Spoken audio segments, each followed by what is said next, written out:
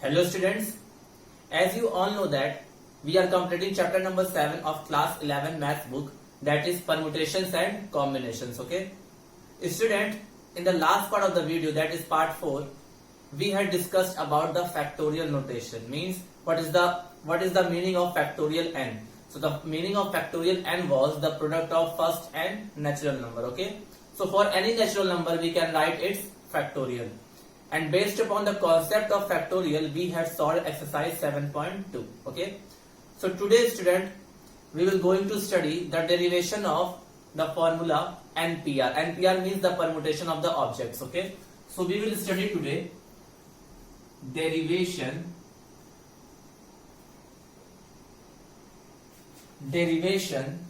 of the formula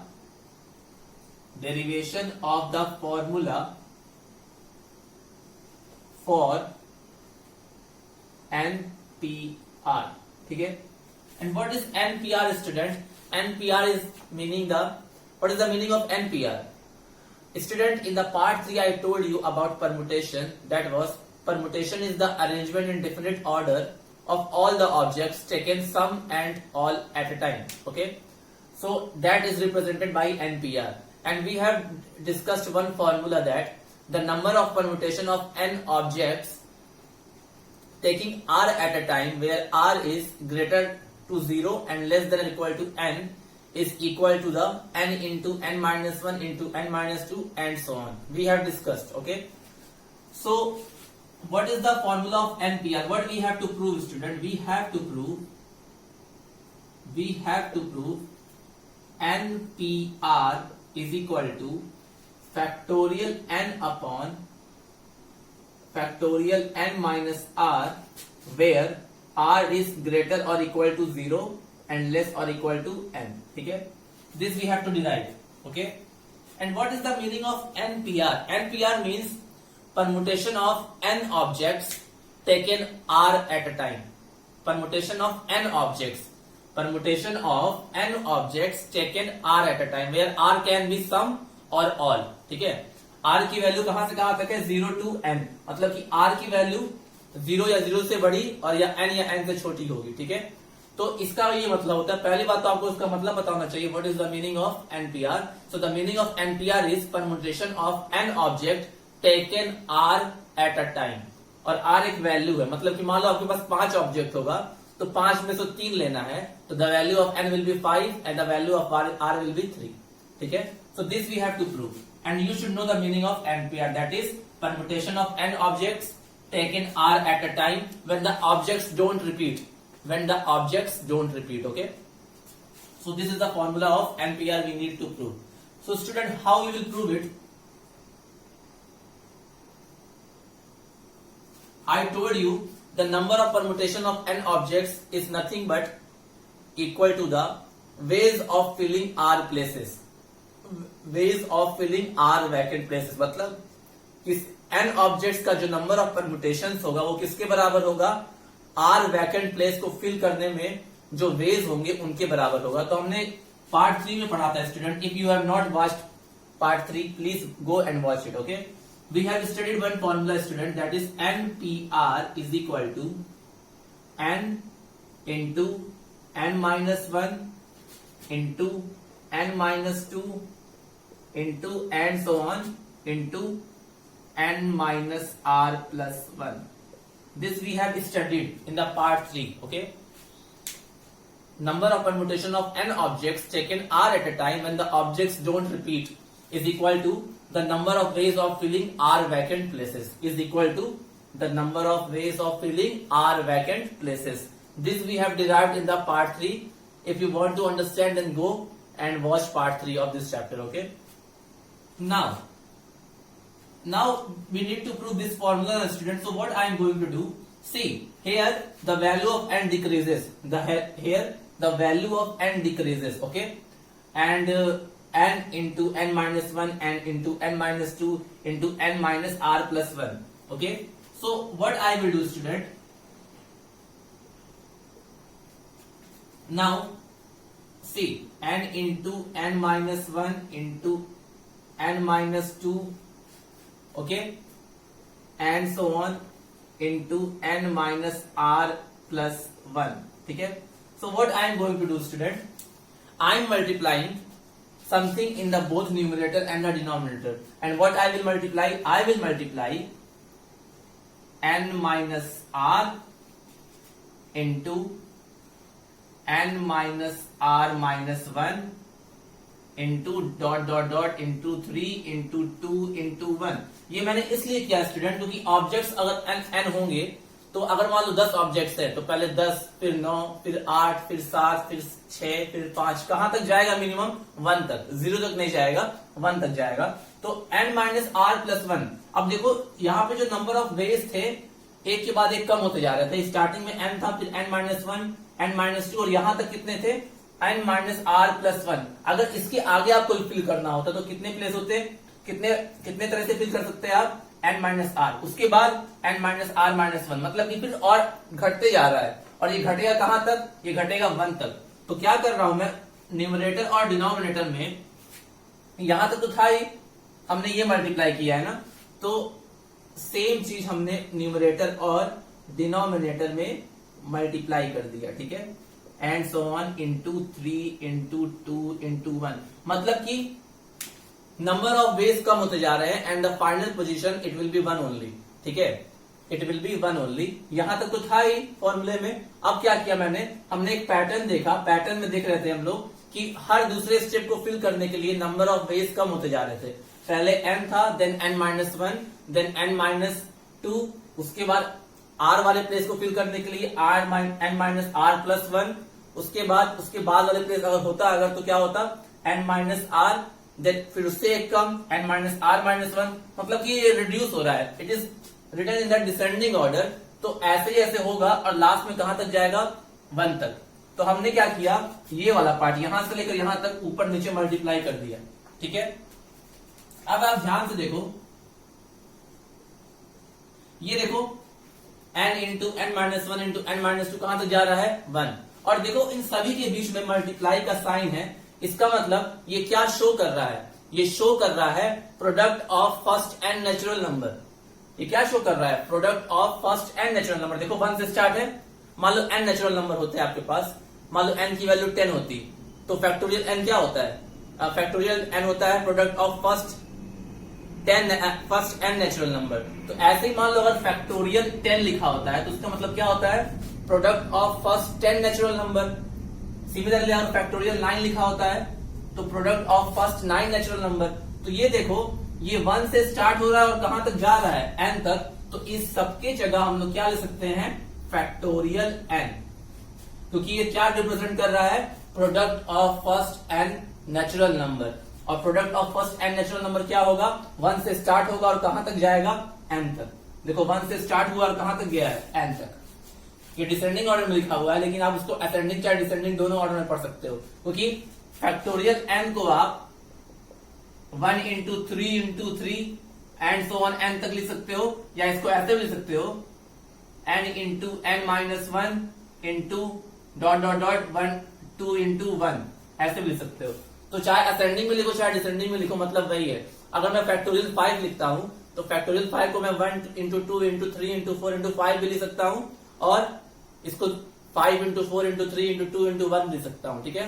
तो ये देखो क्या रिप्रेजेंट कर रहा है? ये रिप्रेजेंट कर रहा है product of first n natural number.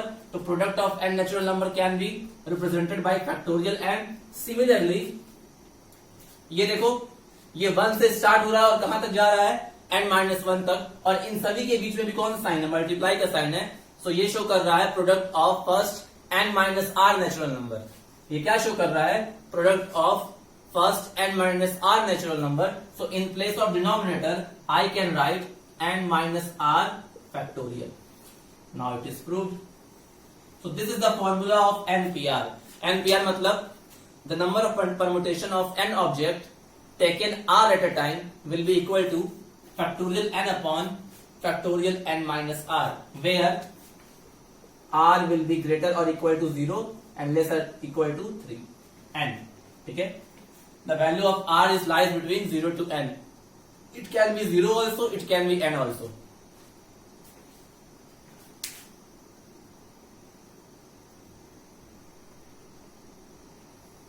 Okay.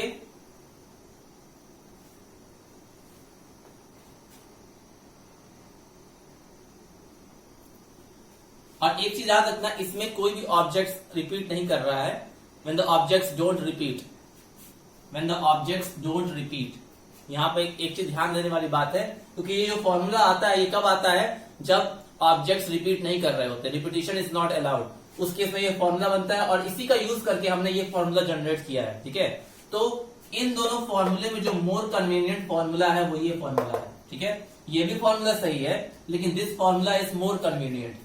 जैसे कि मान लो आपके पास क्वेश्चन आ गया कि there are 7 digits and you have to make 3 digit number, तो आपके पास 7 डिजिट है, so that will be 7 and you have to make 3 digit number, तो आपको 7 में से एट अ टाइम तो कोई 3 लेना पड़ेगा ना, तो वहां पे r की वैल्यू 3 हो जाएगी। So with the help of permutation you can write 7p3 when the objects don't repeat. Okay, so this is the formula of NPR, you should remember it.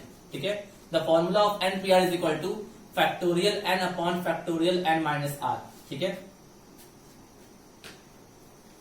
This formula is valid for r equal to 0 also student. ठीक है, this formula is valid for r equal to 0 and whenever you have to use the formula of permutation you will use this formula only। ठीक है, permutation का जो सबसे convenient formula होता है वो यही होता है। कहने को तो ये दोनों सेम ही है, ये दोनों सेम है, लेकिन जब आप यूज करोगे तो आप ये वाला फॉर्मूला यूज करोगे, that is NPR equal to factorial n upon factorial n minus r। Okay, so please write it. This formula is valid for r equal to 0, मतलब कि अगर r इक्वल टू 0 हो जाए तो उसका मतलब क्या हुआ, the number of permutation of n objects taken 0 at a time, taken 0 at a time, तो उसकी जो वैल्यू होगी स्टूडेंट वो होगी 1। जब कोई भी नहीं, मान लो परमुटेशन का मतलब क्या होता है, ऑब्जेक्ट्स को अरेंज करना। ठीक है, मान लो आपके पास n ऑब्जेक्ट्स है और उसमें से आप कोई भी ऑब्जेक्ट नहीं ले रहे हो, कोई भी ऑब्जेक्ट नहीं ले रहे हो, तो उनका परमुटेशन क्या होगा, तो उनका परमुटेशन क्या होगा, अगर ऑब्जेक्ट्स लिखे हुए हैं तो किसी ना किसी अरेंजमेंट में तो लिखे ही होंगे, तो उनका अरेंजमेंट ही उसका परमुटेशन हो जाएगा। मतलब कि उस केस में केवल एक परमुटेशन मिलेगा जब हम लोग को कोई ऑब्जेक्ट्स नहीं लेना होता है। ठीक है, when number of objects add is n and you are not taking any objects at a time means r will be 0। तो इस फॉर्मूले में जब पुट करोगे तो NP0 will be equal to 1 will come. Okay, so please note down it, it is little bit difficult but when you will practice 1 or 2 time then you can easily understand. Okay,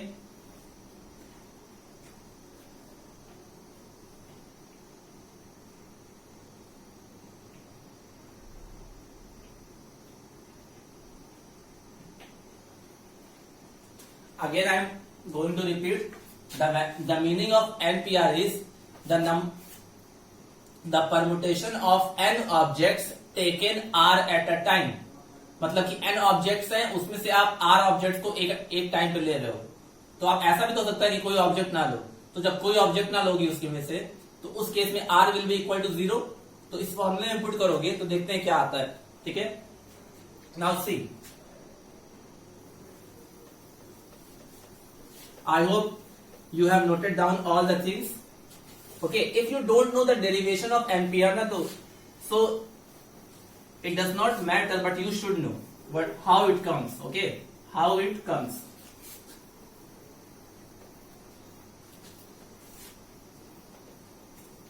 Now see, we have studied now NPR equal to factorial n upon factorial n minus r।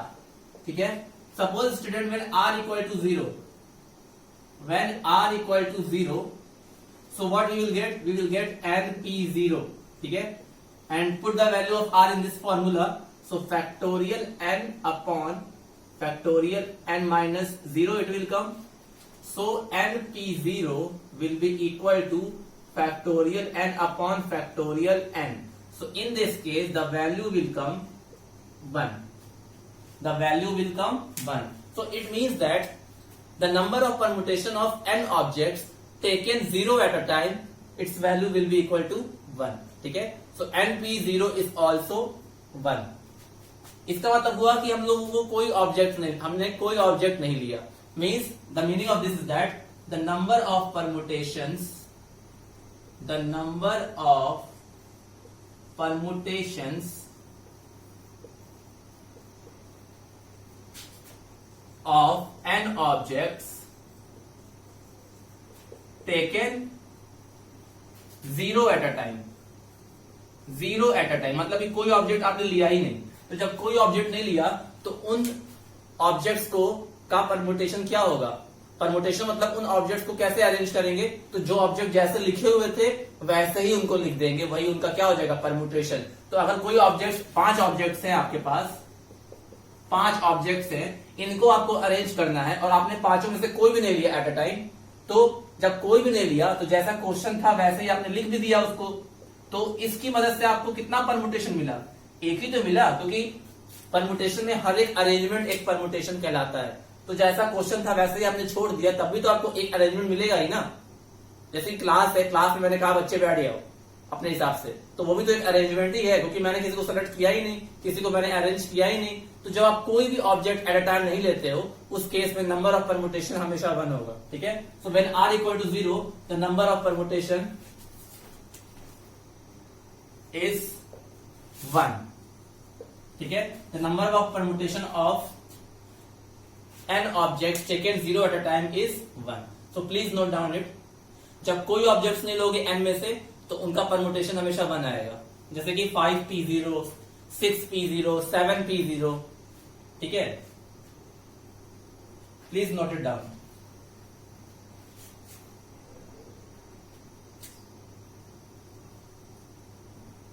Now student, I hope you have noted down. Now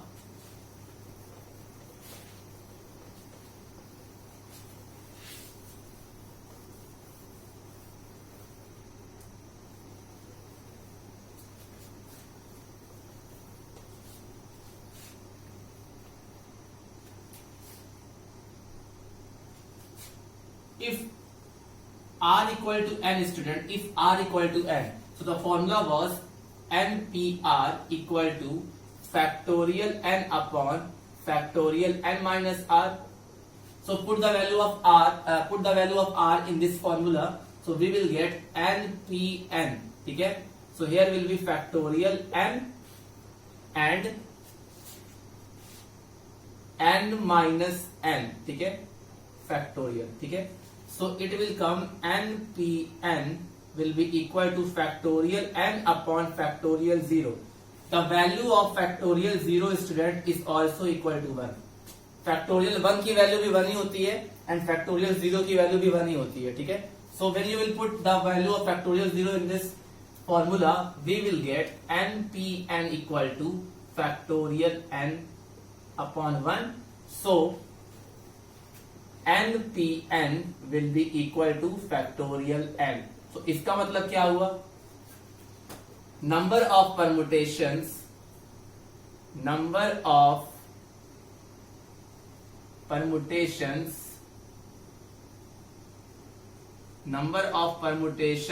of n objects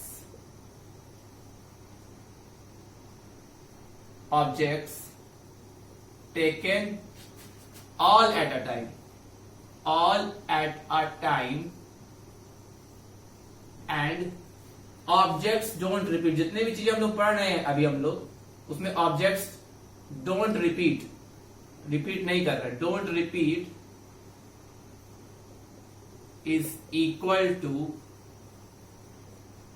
factorial n. ठीक है, so the number of permutation of n objects taken all at a time, हम लोग वहां पढ़ते थे taken r at a time ना, तो taken all at a time का मतलब ये हुआ कि r की जो वैल्यू होगी वो n के बराबर हो जाएगी। अगर ऐसा है और अगर ऑब्जेक्ट्स रिपीट नहीं कर रहे हैं तो उन सारे ऑब्जेक्ट्स का परमुटेशन किसके बराबर हो जाएगा? फैक्टोरियल n के बराबर। ठीक है, जैसे कि आपके पास 6 डिजिट है और आपको 6 डिजिट का ही नंबर बनाना है।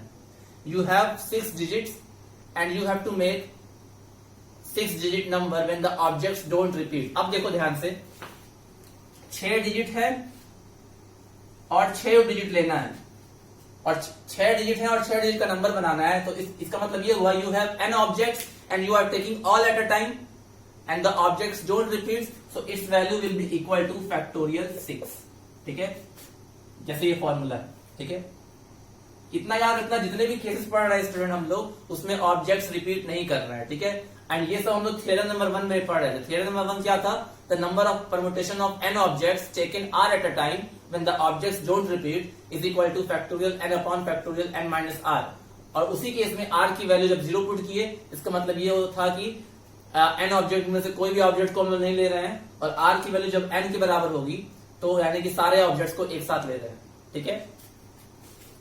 तो np0 का मतलब the number of permutation of n objects taken 0 at a time, and npn का क्या मतलब हुआ? Number of permutation of n objects taken all at a time, ठीक है। तो उस केस में r इक्वल टू क्या हो गया? n। जब सारे ऑब्जेक्ट्स को ले लोगे तो वहां पे r इक्वल टू n हो जाएगा, और जब कोई भी ऑब्जेक्ट नहीं लोगे तो वहां पे r इक्वल टू 0 हो जाएगा, ठीक है। और यहाँ पे ऑब्जेक्ट्स रिपीट नहीं कर रहे हैं, ठीक है। अब जैसे आपके पास 3 डिजिट है और आपको 3 डिजिट का नंबर बनाना है। You have 3 digits and you have to make 3 digit number. So how many number can be possible? तो 3 डिजिट है और 3 डिजिट के नंबर बनाने हैं, और ऑब्जेक्ट्स रिपीट नहीं कर रहे हैं, ऑब्जेक्ट्स रिपीट नहीं कर रहे हैं। सो उस केस में the value will be 3p3 and 3p3 will be equal to factorial 3, okay. और ये सारे के सारे फंडामेंटल प्रिंसिपल ऑफ मल्टीप्लिकेशन से ही आता है student. Fundamental principle of multiplication is the backbone of permutations and combination. अगर आपको फंडामेंटल प्रिंसिपल ऑफ मल्टीप्लिकेशन नहीं पता है, so you will not able to understand these permutations and combinations, okay. So I hope it is clear. तो इतना याद रखो, the formula of NPR is this, and इसका ये मतलब हुआ number of permutation of n object taken r at a time. जब r 0 होगा तो उसका मतलब ये हुआ number of permutation of n objects taken 0 at a time, and when r equal to n the number of permutation of n objects taken all at a time, ठीक है। और वो फैक्टोरियल n के बराबर होता है, ठीक है। तो आपको परम्यूटेशन का यही फॉर्मूला याद रखना है, ठीक है। द फॉर्मूला ऑफ परम्यूटेशन, मैं फिर से लिख दे रहा हूं, formula of permutation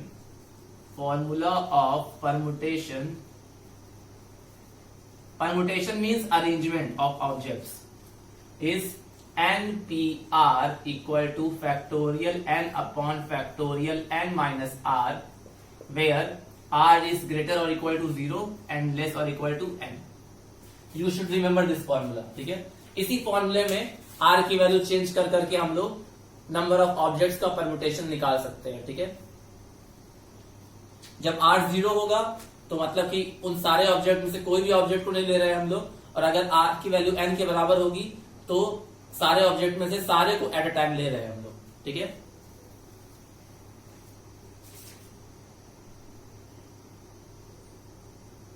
number of permutation of n objects taken r at a time when the objects don't repeat, ठीक है। और इतना याद रखना, यहाँ पे ऑब्जेक्ट्स सारे अलग अलग है, ऑब्जेक्ट सारे अलग अलग है, ठीक है। All objects are different for distinct object we are studying. Theorem number 1 ये था हम लोग का, permutation of all different objects, और उसमें थ्योरम नंबर 1 था कि जब ऑब्जेक्ट्स रिपीट नहीं कर रहे थे तो उसके से परम्यूटेशन का फॉर्मूला हम लोगों ने पढ़ लिया। अब जो थ्योरम नंबर 2 पढ़ेंगे उसमें ये होगा, the number of permutation of n objects taken r at a time when the objects repeat itself, ठीक है। ऑब्जेक्ट्स रिपीट कर सकते हैं, repetition is allowed of object, ठीक है। तो let's study.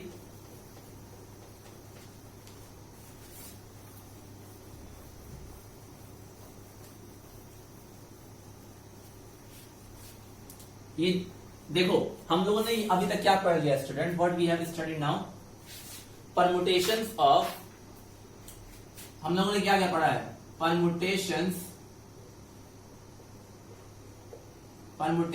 when all objects are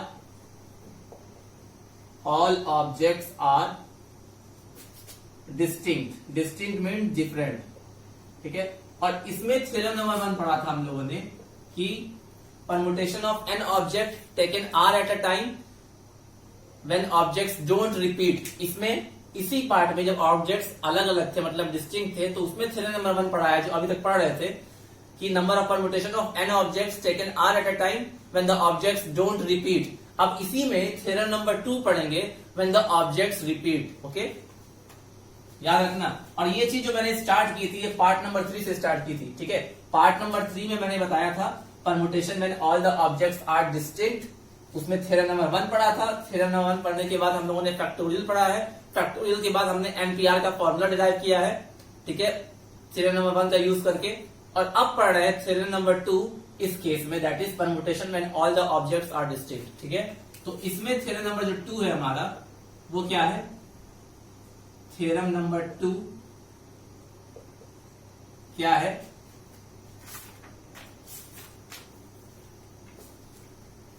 The number of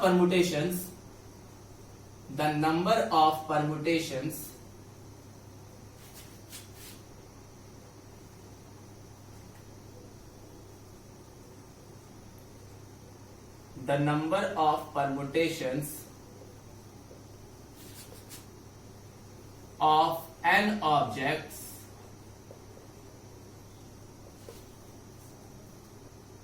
of n different objects, ठीक है, of n different objects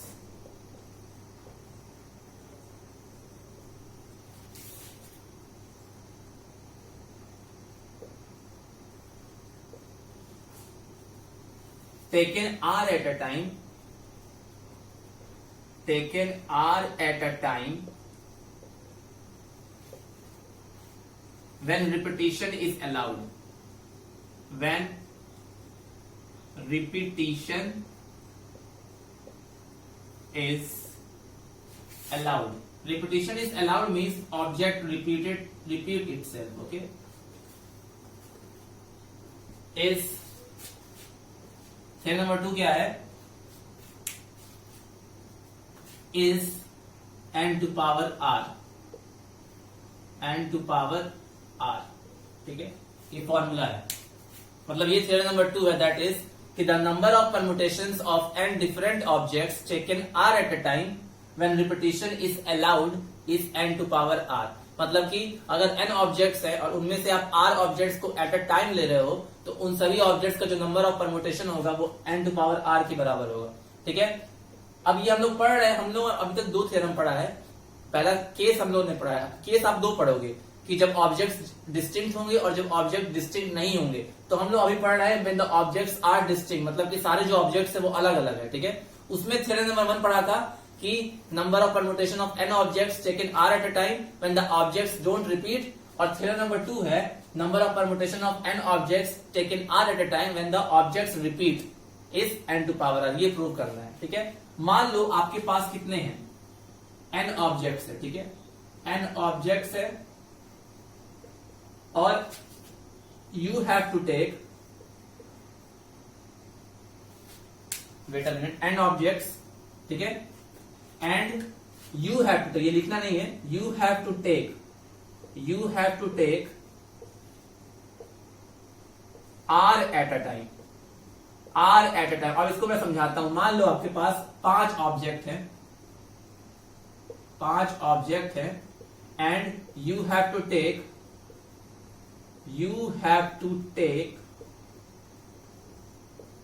3 at a time, 3 at a time. जैसे अब इसका मैं एग्जांपल बताता हूं आपको। मान लो आपके पास you have 5 numbers, you have 5 numbers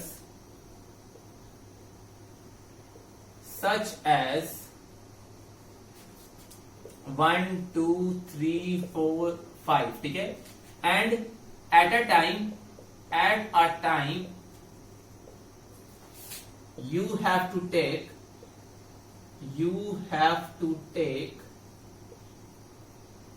3, ठीक है, at a time you have to take 3. So how many numbers you can make? So how many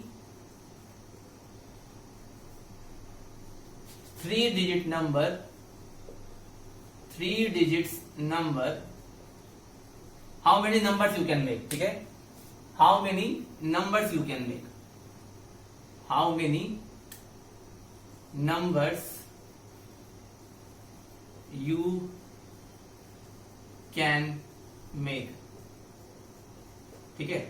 कितने नंबर आप बना सकते हो? देखो आपके पास कितने नंबर थे? 5 नंबर थे, और आपको 5 में से कोई 3 नंबर लेना है एट अ टाइम पे, तो कितने नंबर बना सकते हो? मतलब कि इसका ये मतलब हुआ कि आपको 3 डिजिट का नंबर बनाना है। यही तो मतलब हुआ कि आपके पास 5 नंबर है और आपको केवल एट अ टाइम पे केवल 3 नंबर ही लेना है 5 में से, ठीक है? तो कितने नंबर आप बना सकते हो ऐसे, ठीक है? तो एक बात बताओ, अगर 3 नंबर ही लेना है हमको 5 में से, तो इसका मतलब ही यही हुआ कि हमको 3 डिजिट का नंबर बनाना है, और 3 डिजिट का नंबर बनाने के लिए आप कितने प्लेस बनाओगे? 3 प्लेस बनाओगे, ठीक है? 3 प्लेस बनाओगे। अब देखो एक चीज और लिखा है कि when the objects can repeat, objects repeat कर सकते हैं। तो जब आपको 3 डिजिट का नंबर बनाना है, आपके पास 5 नंबर हैं एट ए टाइम पे, तो कोई 3 ही नंबर चाहिए, तो 3 का बॉक्स बना लिया मैंने, ठीक है? तो 5 नंबर है और मुझे केवल 3 नंबर लेने हैं एट ए टाइम पे, तो 3 नंबर लेने हैं, तो कितने नंबर आप बना सकते हो? इसका ये मतलब हुआ कि आपको केवल 3 डिजिट का नंबर ही बनाना है। तो 3 डिजिट का नंबर बनाना है तो आपके पास यूनिट प्लेस होगा, टेंस प्लेस होगा, 100 प्लेस होगा, ठीक है? अब आपको प्लेसेस को फिल करना है। Permutation means number of ways of filling and places, ठीक है? Permutation means the number of ways to fill the places, ये होता है। परमुटेशन का मतलब एक प्लेस को कितने तरीके से फिल कर सकते हैं, वही उसका परमुटेशन होता है, ठीक है? तो हम लोग इस प्लेस को कितने तरीके से फिल कर सकते हैं? इस प्लेस को मान लो ये 100 प्लेस है, ये 10 प्लेस है, ये 1 प्लेस है, 100 प्लेस को फिल करना है। तो इस प्लेस को फिल करने के लिए मेरे पास 5 नंबर है, तो 5 में से कोई भी मैं यूज कर सकता हूँ, 5 में से मैं कोई भी यूज कर सकता हूँ। तो अगर मैं 5 में से कोई भी यूज करूंगा तो 5 आएगा यहाँ पे। 5 तरीके से इस प्लेस को फिल कर सकते हैं। यहाँ पे 1 भी आ सकता है, 2 भी आ सकता है, 3 भी आ सकता है, 4। क्यों हम लोग तरीके? क्योंकि परमुटेशन जब निकालते हैं तो हम लोग फाइंड करते हैं नंबर ऑफ वेज, ये नहीं फाइंड करते कि वैल्यू क्या होगी, हम लोग ये फाइंड करते हैं कितने तरीके से उस प्लेस को फिल कर सकते हैं हम लोग। तो इस प्लेस को फिल करने के लिए हमारे पास 5 डिजिट है, तो इस प्लेस को हम 5 तरीके से फिल कर सकते हैं, क्योंकि यहाँ पर 1 भी आ सकता है, 2 भी आ सकता है, 3 भी आ सकता है, 4 भी आ सकता है, 5 तरीके आ सकता है। तो this place can be filled by 5 ways, okay? अच्छा, अब 10 प्लेस को फिल करना है। अब 10 प्लेस को जब फिल कर रहे होगे तो एक चीज ध्यान देना, यहाँ पे ऑलरेडी एक डिजिट यूज हो चुका होगा, यहाँ पे ऑलरेडी एक डिजिट 1 to 5 में से यूज हो चुका होगा। अब ये वाला प्लेस फिल करना है, तो अभी हमारे पास कितने डिजिट बचेंगे? अभी भी हमारे पास 5 ही डिजिट बचेंगे, क्योंकि ऑब्जेक्ट्स रिपीट कर सकते हैं। मतलब जो डिजिट आपने यूज कर लिया है वो दोबारा भी यूज कर सकते हो आप। तो इस प्लेस को फिल करने के लिए 5 तरीके, और इस प्लेस को फिल करने के 5 तरीके। तो यहां से सबको मल्टीप्लाई करोगे तो 5 इंटू 5 इंटू 5 कितना आया? 125। या इसी को अगर आपको लिखना हो 5 इंटू 5 इंटू 5 क्या लिख सकते हो? 5 to power 3 लिख सकते हो। तो ऐसे ही ये फॉर्मूला देखो, n ऑब्जेक्ट्स थे, आपको r एट अ टाइम लेना था, तो फॉर्मूला क्या बन गया? और व्हेन ऑब्जेक्ट्स इज रिपीटेड, तो फॉर्मूला बना n to power r, जहां पे n number of objects and r is how many objects you are taking at a time, तो n to power r आया। वैसे ही यहाँ पे कितने डिजिट थे? 5, यानी कि n की वैल्यू 5, और आपको कितना लेना था एट अ टाइम पे? 3 लेना था, तो यानी कि r की वैल्यू 3, तो 5 to power 3 आया कि नहीं इस फॉर्मूले से भी? तो इसका मतलब ये होता है when the number of objects are distinct and there are n objects you are taking r at a time, and when objects can repeat, so there number of permutation of that objects will be n to power r, ठीक है? तो ये मैंने example से भी आपको बता दिया, जहां पर n क्या है? Number of objects, and r क्या है?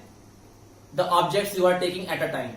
और ये फॉर्मूला तब होगा when the objects repeat, objects can repeat. ये फॉर्मूला तब यूज होगा when the objects is repeated, when the repetition is allowed, ठीक है? ऑब्जेक्ट्स इज रिपीटेड और रिपीटिशन इज अलाउड। ऑब्वियस सी बात है, ऑब्जेक्ट्स ही तो रिपीट करेंगे, तो और रिपीटिशन इज अलाउड का मतलब कि ऑब्जेक्ट्स जो है अपने आप को रिपीट कर सकते हैं। तो अगर n ऑब्जेक्ट्स है, आपको उनमें से r एट अ टाइम लेना है, और ऑब्जेक्ट्स अपने आप को रिपीट कर सकते हैं, तो उस केस में number of permutation n to power r होगा। इसके पहले वाले थ्योरम में ऑब्जेक्ट्स रिपीट नहीं कर रहे थे, तो फॉर्मूला बन रहा था npr is equal to factorial n upon factorial n minus r, ठीक है? और यहाँ क्या बना? n to power r, ठीक है? तो यही रूल है। मान लो रिपीट नहीं करते तो, रिपीट नहीं करते तो यहाँ पे 5 होता, यहाँ पे 4 होता। मान लो रिपीट नहीं करते, फॉर एग्जाम्पल रिपीटिशन अलाउड नहीं होता, तो 5 4 3 यही होता। पहले को 5 तरीके से फिल करते, एक डिजिट यूज हो चुका होता तो 4 बचते, दूसरे को 4 तरीके से, और तीसरे को 3 तरीके से। तो इस केस में कौन सा क्या आंसर आता? 5 इंटू 4 इंटू 3 दैट इज 60, और जब रिपीटेशन अलाउड नहीं था तो उस केस में फॉर्मूला क्या था हमारा, NPR था, NPR था ना, factorial n upon factorial n minus r, यही तो था, factorial n upon factorial n minus r। अब देखो आपको क्या लेना था, 5 ऑब्जेक्ट थे और आपको एट अ टाइम 3 लेना था जब ऑब्जेक्ट्स रिपीट नहीं कर रहे थे, तो फॉर्मूले में पुट कर दो, फैक्टोरियल 5 अपॉन 5 माइनस 3, तो क्या हो गया 5, इसको ले सकते हैं 5 इंटू 4 इंटू 3 इंटू 2 इंटू 1, और नीचे क्या बचेगा, नीचे बचेगा फैक्टोरियल 2, तो फैक्टोरियल 2 को ले सकते हैं 2 इंटू 1, तो ये दोनों कैंसिल हो गए, तब भी तो आंसर 60 ही आएगा, तब भी तो आंसर 60 ही आएगा। तो मतलब कि हमने, हमारा कॉन्सेप्ट सही है। अगर n ऑब्जेक्ट्स है, देखो दोनों चीज में क्या सिमिलैरिटी है, थ्योरम नंबर 1 और थ्योरम नंबर 2 में क्या सिमिलैरिटी है कि दोनों में ऑब्जेक्ट्स डिफरेंट है, ठीक है, दोनों में ऑब्जेक्ट्स डिफरेंट है, दोनों में ऑब्जेक्ट n है और दोनों में ही आपको eight a time r objects लेना है। बस डिफरेंस ये है कि थ्योरम नंबर 1 में ऑब्जेक्ट्स रिपीट नहीं कर रहे थे तो फॉर्मूला ये बन रहा था, और थ्योरम नंबर 2 में जब ऑब्जेक्ट्स रिपीट कर रहे थे तो फॉर्मूला ये बन रहा है, ठीक है।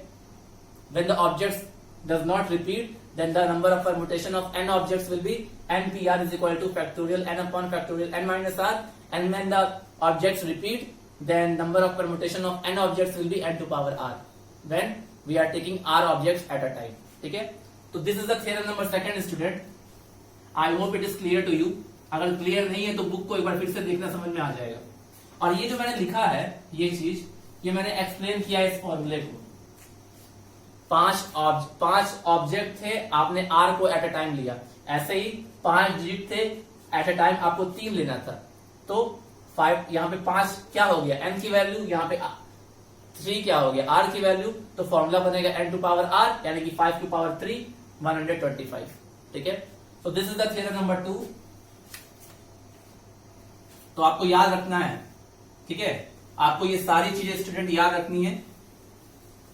मैं फिर से रिपीट कर दे रहा हूं, मैं दोनों लिख दे रहा हूं, ठीक है। अब मैं लास्ट में क्या कर रहा हूं, मैं दोनों थ्योरम लिख दे रहा हूं कि जब ऑब्जेक्ट्स डिफरेंट होते हैं तो मैं, अब थ्योरम नंबर 1 था हमारा, theorem number 1, number of permutations, number of permutations